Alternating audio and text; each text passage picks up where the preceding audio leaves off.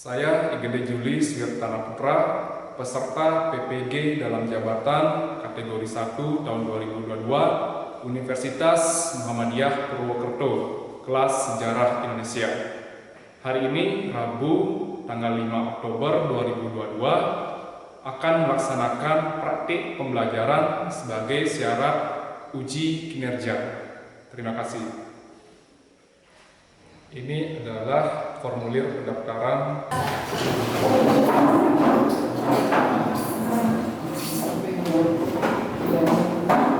Aturan pelajaran Om Swastiastu. berdoa mulai.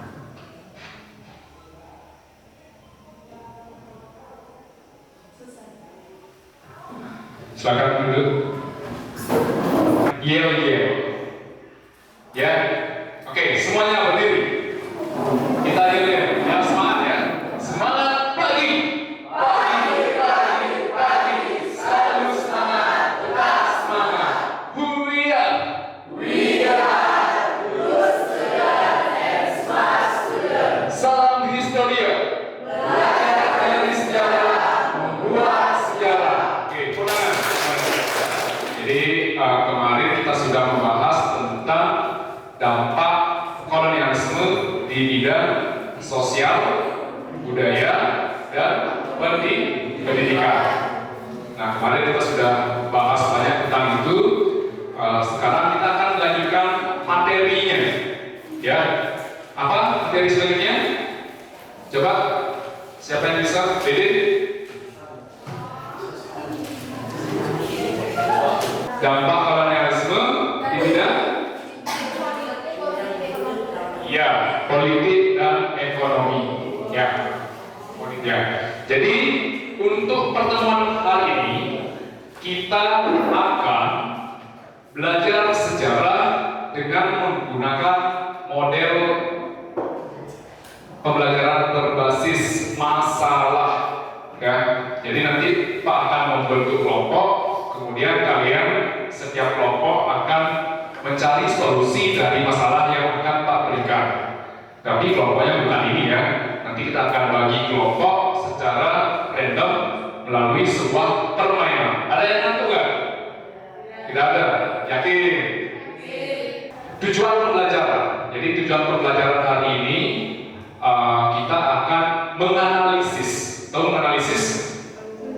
Mencari informasi, menguraikan tentang dampak kolonialisme di bidang politik dan ekonomi. Nah, nanti Pak akan berusaha untuk mengintegrasikan sejarah lokal kita, yaitu sejarah Bali. Jadi kita tidak hanya belajar secara keseluruhan, yaitu Indonesia saja, tapi kita juga harus mengenal gimana suasana Bali. Sini petunjuk permainannya adalah nanti ketika Pak sebutkan Pak sampaikan hitungan matematika, ya, ada penjumlahan, pengurangan, pembagian, dan perkalian. Nanti hasilnya kalian jangan sebutkan hasilnya itu, langsung kalian membuat kelompok 20 bagi 5 kali 2 dikurangi 4.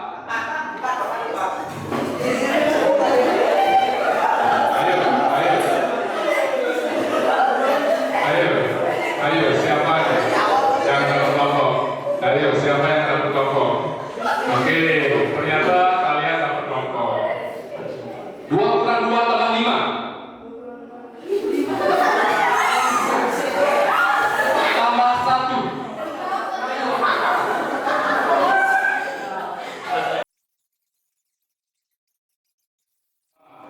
Nah, sebelum kalian diskusi kelompok untuk memecahkan masalah yang Pak berikan nanti, Pak akan memberikan kalian pengantar materi dulu supaya kalian paham apa materi yang kita bahas dan kalian dapat menemukan solusinya. Silakan kalian buka dulu bukunya yang relevan dengan materi kita. Silakan. Ada yang pernah ke Kota Denpasar? Sering ya. Kita tahu ya, Kota Denpasar itu suasananya seperti apa, kondisinya seperti apa, kita semua tahu.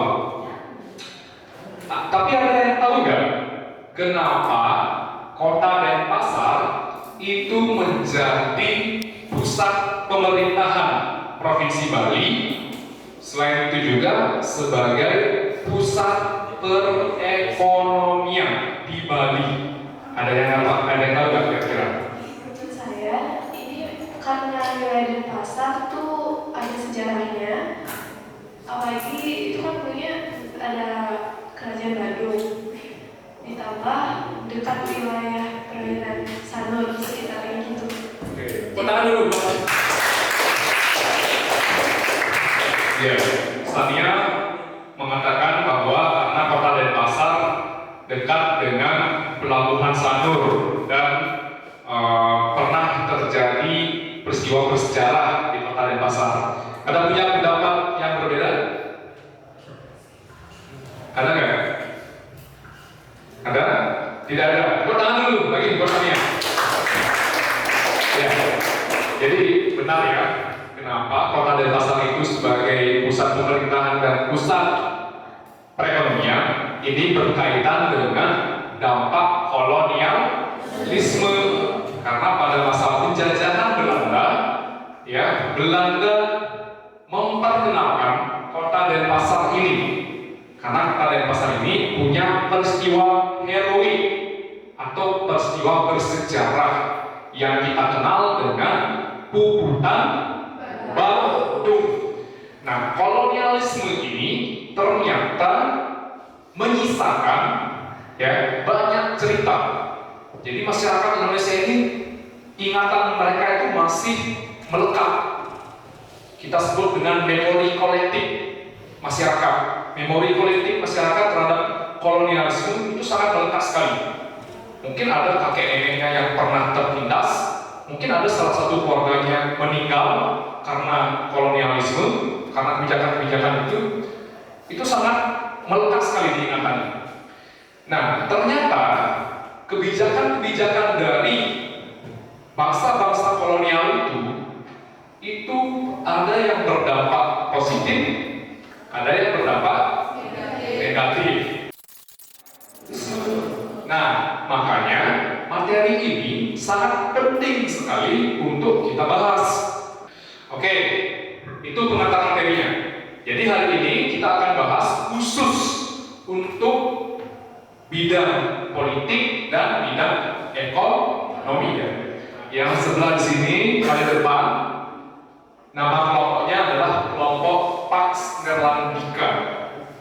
Nanti cari tahu apa itu Pax Netherlandica. Kemudian sebelahnya ada kelompok Landgraf. Pertama yang harus kalian lakukan adalah buat review dampak politik dan ekonomi dulu. Review dulu, tulis nanti di LKPD-nya, nanti Pak berikan LKPD-nya. Ya, nah, kemudian hasil diskusi dari pemecahan masalah ini, jadi masalah setiap kelompok adalah ini. Kelompok Pax Netherlandica itu adalah mengapa Pax Netherlandica diterapkan oleh pihak kolonial Belanda. Ya. Waktu kalian 15 menit ya untuk berdiskusi. Silakan pilih ketua kelompok, kemudian manage kelompoknya, siapa yang mendapatkan tugasnya masing-masing ya.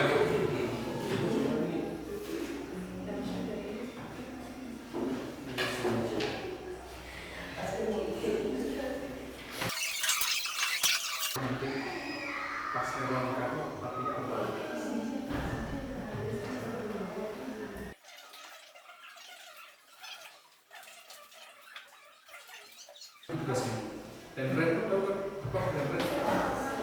Sistem sewa tanah ya.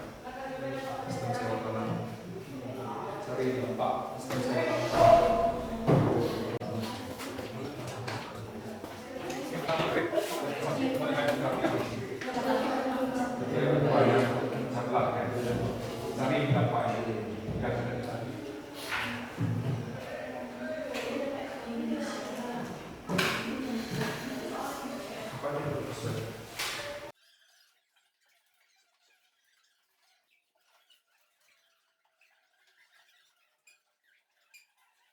Yang sudah kelompok mana? Yang sudah? Ya, Bapak. Cepat presentasi, cepat selesai. Ya. Ya semuanya. Terima kasih atas waktu yang diberikan. Di sini kami akan mempresentasikan materi tentang Pak Nederlandika, mengapa Pak Nederlandika diterapkan oleh pihak kolonial Belanda.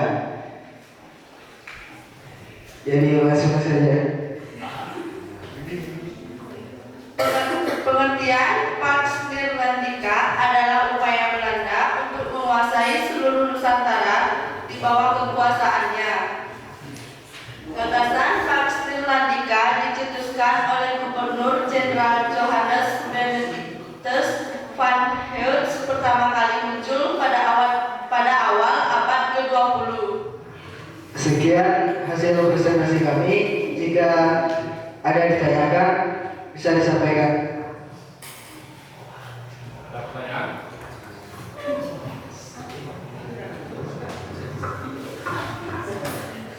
Apa keuntungan pihak kolonialisme menerapkan Pax Nederlandica? Saya akan menjawab pertanyaan dari kelompok Postweg. Keuntungan Belanda dapat mengubah sistem administrasi tradisional di Nusantara menjadi modern dengan cara mengubah sistem pemimpin pribumi ke sistem birokrasi kolonial. Dengan begitu, Belanda dapat mengambil posisi penting, sementara orang-orang pribumi hanya dijadikan pegawai. Oke. Pak perempuan lagi ya. Coba perhatikan semua. Pertanyaan ini penting. Apa keuntungan Belanda menerapkan Pax Nederlandica? Pax Nederlandica ini kan untuk menyatukan kerajaan-kerajaan yang pernah ditaklukkan oleh Belanda untuk menjadi satu wilayah administrasi. Contoh, Kerajaan Bali sudah ditaklukkan, Kerajaan Demak sudah ditaklukkan. Itu dimasukkan menjadi satu wilayah secara administrasi.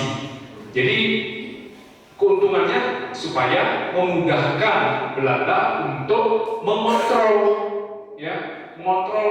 wilayah itu. Karena yang awalnya hanya kerajaan-kerajaan saja, sekarang dikontrol supaya menjadi satu wilayah.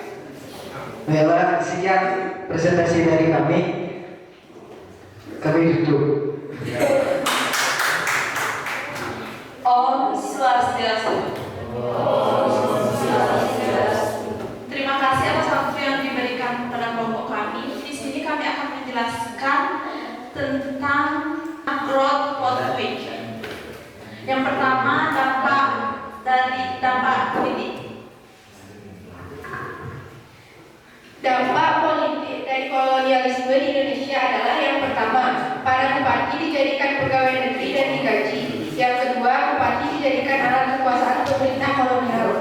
Yang ketiga, Jawa dijadikan pusat pemerintahan. Yang keempat, Belanda dan Inggris melakukan intervensi terhadap persoalan kerajaan. Contohnya pergantian tahta kerajaan.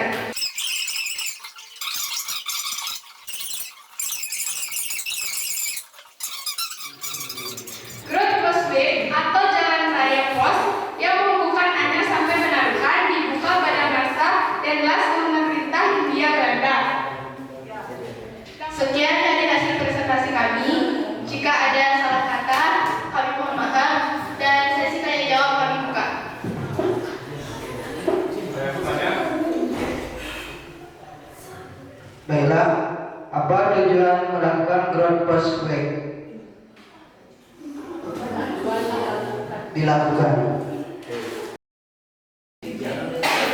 Baik, di sini kami akan menjawab pertanyaan dari kelompok 1. Apa tujuan dari dibangunnya Growth Causeway? Growth Causeway atau jalan raya bertujuan untuk menghubungkan Anyar sampai Penarukan. Pembangunan atau pembuatan causeway jalan ini dibangun sebagai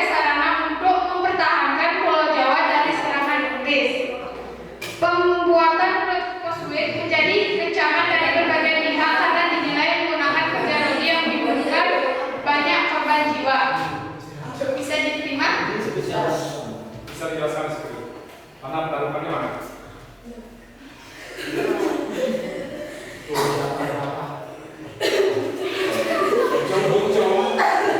Ya itu pendarukan ya. Ya dari Jawa Timur ke Jawa Barat. Ya mana aja boleh, yang penting satu ini. Ya ini harus pendarukan. Ya itu jalan raya pos. Bayangkan itu dilakukan dengan cara kerja rodi. Menempuh perjalanan normal aja menggunakan kereta mungkin butuh 2 hari mungkin perjalanan. Ya itu jaraknya 1000 kilometer. Dan saat ini adalah kota-kota penting dan ini menghubungkan kota-kota penting yang ada di Pulau Jawa. Ya. Nah, nanti simpan pertanyaannya kalau ada pertanyaan lagi. Ya, sudah jawab ya. Benar. Ini hasil dari presentasi kami tutup dengan peramposan. Sandi. Nah, selanjutnya kita akan mengadakan kuis online. Nah, sekarang kalian siapkan 1 gadget untuk setiap kelompok. Masing-masing kelompok 1 gadget. Kita akan bermain.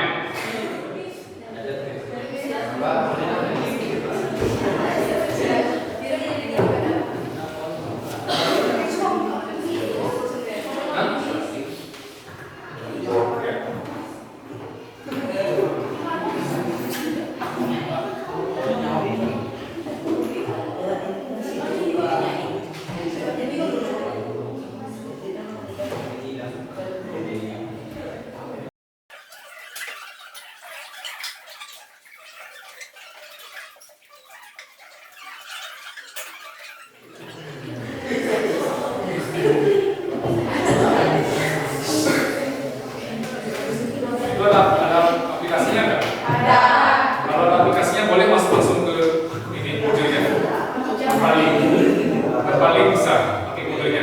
Kodenya ini 967541. 967541. Kalau pakai aplikasi, ya. Pakai nama kelompok tadi. Impera, Posway.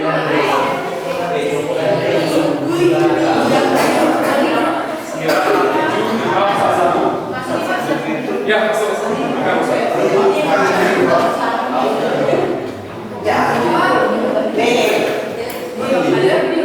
Ada? Bisa?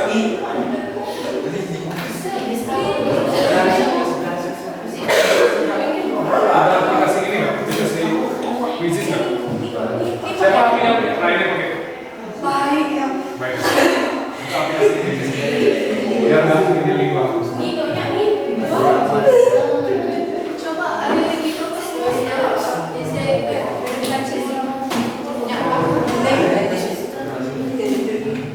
Postway, Pas Meranika udah.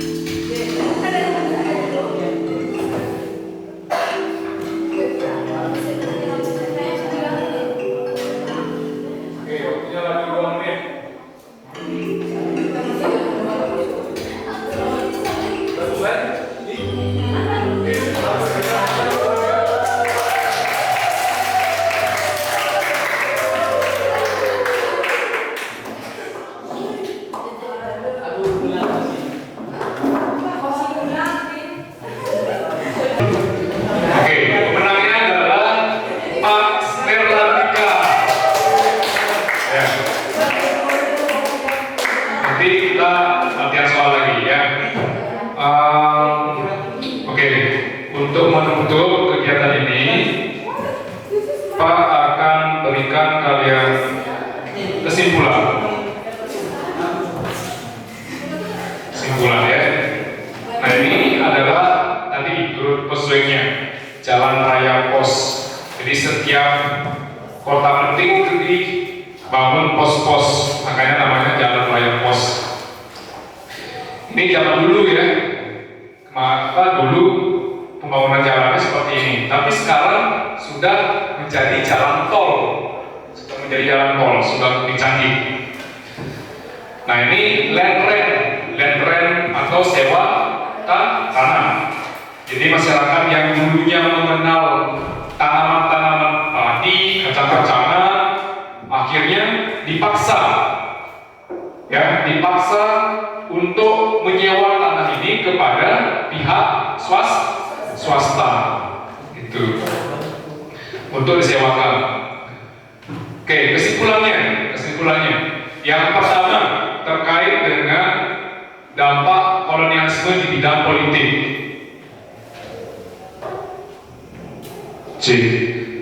Dampak kolonialisme di bidang politik. 1. Perubahan sistem politik. 2. Pusat pemerintahan dipindahkan ke pedalaman. 3. Dewan Hindia Belanda sebagai legislatif diganti menjadi Dewan Penasehat. Kemudian yang tidak kalah pentingnya adalah adanya penerapan sistem politik yang hingga saat ini kita pakai. Ada legislatif, eksekutif, yudikatif, gitu ya. Kemudian di bidang ekonomi, sistem perekonomian tradisionalnya diganti menjadi lebih modern. Kedua, petani yang menjual hasil tani kepada Belanda, tapi harganya sudah ditentukan oleh Belanda. Kemudian, nah ini yang kita bahas, dibangunnya Brugpostweg atau jalan raya pos, itu. Kemudian di Bali, kita akan melihat Bali. Apa dampaknya? Kalau bidang politik, Raja Bali kehilangan kekuasaan. Raja Bali kehilangan kekuasaan setelah menandatangani perjanjian dengan Belanda. Memang awalnya ada perjanjian Belanda dengan pihak Raja Bali untuk menghapus hak tawon karang. Hak tawon karang ini adalah hak raja untuk menguasai kapal beserta awak-awaknya jika terdampar di wilayah kerajaan Bali. Ada juga terbaginya kerajaan Bali ini menjadi kerajaan-kerajaan kecil setelah adanya politik divide and impera atau politik adu domba, ya, menjadi kerajaan-kerajaan kecil. Di bidang ekonomi, adanya perbaikan ekonomi. Ya, berarti ada positifnya ya. Ada perbaikan ekonomi karena budaya Bali itu dipromosikan oleh Belanda. Belanda melihat bahwa Bali punya potensi di bidang pariwisata budayanya. Kemudian ini dijual, Balinya itu dijual sebenarnya.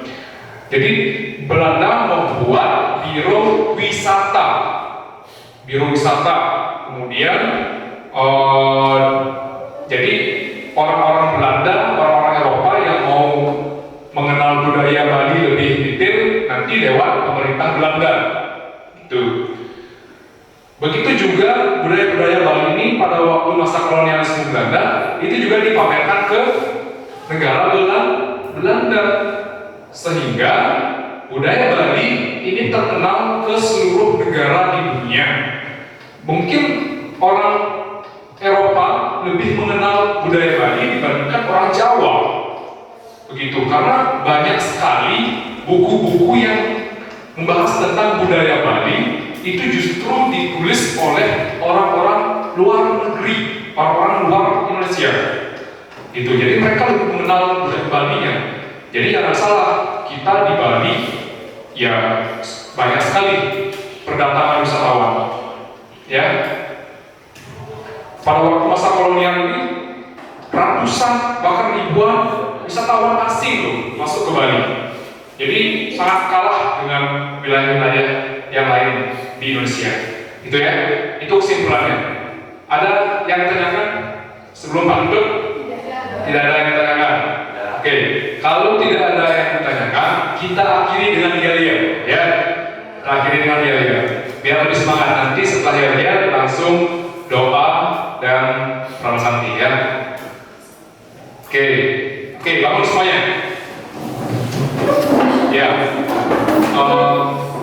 Untuk minggu depan kita akan lanjutkan dengan mereview semua materi, ya.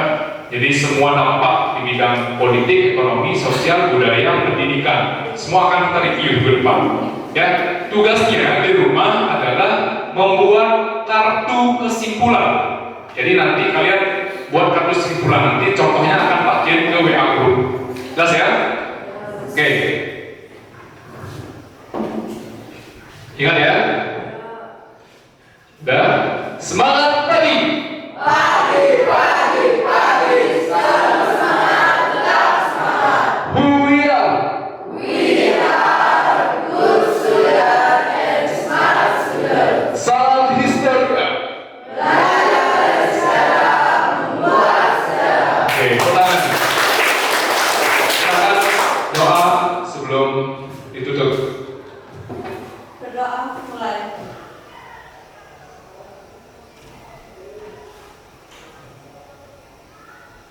Selesai. Tuhan Pura Besakti.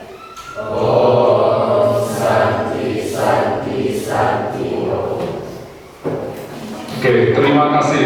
Selamat siang semuanya. Siap.